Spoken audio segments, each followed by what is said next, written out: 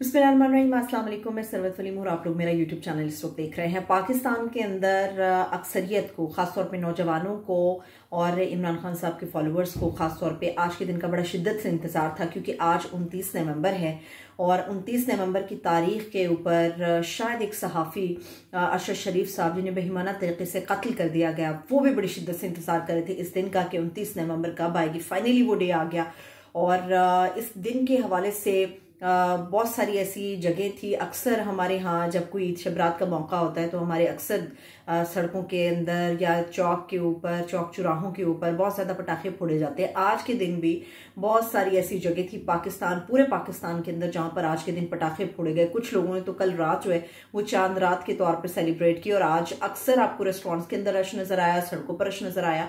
इसके साथ साथ जो मिठाई की दुकानें थी वहां पर रश भी नजर आया और अक्सर मिठाई की दुकानों में आपको मिठाई मौजूद नजर नहीं आई। उसकी वजह ये थी कि 29 नवंबर सब आप लोग जानते हैं कि किस वजह से इसका इंतजार था। एनीहो, आज के दिन के हवाले से 6 साल के बाद फाइनली पाकिस्तान के अंदर जो है वो कमान तब्दील हो गई। जनरल कमर जावेद बाजवा साहब ने वो छड़ी जनरल सैयद आसिम मुनीर साहब के हवाले कर दी। आज कमान तब्दीली के ऊपर जो हैरान कुन चीजें थी वो ये थी कि 29 नवंबर को ही जनरल कमर जावेद बाजवा ने बतौर आर्मी चीफ अपने ओहदे का हलफ उठाया था और पाकिस्तान के आर्मी चीफ के तौर पे सामने आए थे। जनरल सैयद आसिम मुनीर साहब, उन्हें भी आज ही के दिन आर्मी चीफ के तौर पर उनको कमान सौंपी गई और पाकिस्तान के आर्मी चीफ के तौर पर वो नए आर्मी चीफ के तौर पर हमारे सामने आए। मंगल के दिन ही कमर जावेद बाजवा साहब थे और मंगल का दिन ही जनरल सैयद आसिम मुनीर साहब के हवाले से। तो ये हैरानकुन इंकशाफात हैं जिनमें बड़ी मुमासरत हमें नजर आती है। मगर 29 नवंबर के हवाले से सिर्फ ये दोनों जनरल्स नहीं थे, बल्कि पाकिस्तान के अंदर जब जनरल परवेज मुशर्रफ आए थे बतौर आर्मी चीफ तब भी 29 नवंबर थी और जनरल अशफाक परवेज कयानी साहब का जब इंतखाब हुआ था तो भी 29 नवंबर की ही वो तारीख थी। आज जब कमान तब्दीली की तकरीब हुई तो बहुत सारे लोग, बहुत सारे सहाफ़ी बरादरी जो वहां पर मौजूद थी, बहुत सारे सिविलियंस मौजूद थे, बहुत सारे रिटायर्ड आर्मी के लोग मौजूद थे और जिन लोगों ने टीवी पर बैठ के इस तकरीब को पूरा देखा तो ये एक बिल्कुल वाज़ेह और बड़ी क्लियर चीज़ नज़र आई कि जनरल कमर जावेद बाजवा साहब, उनके कदम बड़े भारी महसूस हुए। जिस तरह से वो वॉक करते हुए जा रहे थे तो सबने इस चीज़ को नोट डाउन किया कि उनके कदम बहुत भारी हैं। शायद वो अनविलिंगली अपने कदमों को उठा रहे हैं या वो अपने कदमों को नहीं उठा पा रहे। मगर इसके साथ साथ सबने ये भी देखा कि जनरल कमर जावेद बाजवा साहब ने जब स्पीच की, मैं कहूँगी अपनी लास्ट स्पीच की बतौर आर्मी चीफ के या साबिक आर्मी चीफ अब हो चुके हैं, अपनी आखिरी स्पीच में जो खिताब था उनका, उसके अल्फाज के अंदर कहीं पर भी हमें कोई रब्त नजर नहीं आया।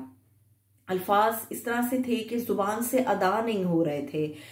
इसकी दो वजूहात हो सकती हैं। एक पहली वजह तो ये हो सकती है, इट्स ऑब्वियस कि आपने जब 40 ईयर्स से अबव का, 40 साल से ऊपर का आपका एक ताल्लुक होता है अपने इदारे के साथ, तो उस इदारे को छोड़ना, उस इदारे को छोड़ कर जाना, उस इदारे से दूर हो जाना, उस वर्दी से दूर हो जाना बड़ा एक मुश्किल फैसला भी होता है, बड़ा मुश्किल काम भी होता है। मगर इसके ऊपर एक दूसरी राय भी आ रही है। दूसरी राय ये आ रही है कि शायद किसी सतह पर कमर जावेद बाजवा साहब ये सोच रहे थे या उन्हें ऐसा महसूस हो रहा था या वो ऐसा चाह रहे थे कि एक मर्तबा और उन्हें एक्सटेंशन दे दी जाए और पाकिस्तान के आर्मी चीफ के तौर पर अपने ओहदे पर मौजूद रहे। तो अगर मजीद 3 साल की उन्हें एक्सटेंशन दी जाती तो वो फिर 9 साल तक पाकिस्तान के आर्मी चीफ रहते। अभी ये 6 साल तक पाकिस्तान के आर्मी चीफ रहे हैं। तो ये दो चीजें थी जिसकी वजह से हम सब ने नोट किया, जो लोग वहां पर मौजूद थे या जिन लोगों ने टीवी पर बैठ के उनकी स्पीच को और उनकी वॉक को बड़ा करीब से देखा, उन लोगों ने महसूस किया कि वो बड़े भारी और बोझल दिल के साथ अपनी कमान जो है उन्होंने सपुर्द कर दी जनरल सैयद आसिम मुनीर साहब के। हालांकि इसके ऊपर बड़ी कयास सराइयाँ भी होती रही, मगर आज के दिन के हवाले से मेरा ख्याल है कि इस इतना ही काफ़ी है कि जनरल कमर जावेद बाजवा साहब चले गए हैं। हमारी जो माएँ बहनें, जो औरतें हमारी घरों में रहती हैं, उनमें से अक्सरियत ने, और वो ख़वातीन ख़ास तौर पे जो हमें इमरान खान साहब के साथ उनकी स्ट्रगल के साथ नज़र आती हैं, एक बहुत बड़ी तादाद है। इसमें मैं कहूँगी सिर्फ मर्द हजरात शामिल नहीं हैं, इसमें यूथ के अंदर वो ख़वातीन भी शामिल हैं। तो बड़ी जगहों पर शुक्राने के नवाफिल भी अदा किए गए। उसकी वजह ये थी कि कमर जावेद बाजवा साहब बहुत ज़्यादा मुतनाज़ हो चुके थे। और वो कितने मुतनाज़ थे, उनके क्रेडिट पे या उनकी लेगेसी में क्या चीज़ें हैं जो उनके साथ चलती रहेगी, वो मैं ऑलरेडी अपने एक व्लॉग में शेयर कर चुकी हूँ। मगर इसके साथ साथ हमने देखा कि गुज़श्ता रोज़ उन्होंने एक खलीजी पेपर को भी इंटरव्यू दिया, मगर उसके बाद उन्होंने जब अपनी आज की स्पीच की तो उन्होंने कहा कि अनकरीब वो गुमनाम हो जाएंगे। कई दफ़ा ज़िंदगी में कुछ चीज़ें हैं जो साए की तरह आपका पीछा करती हैं।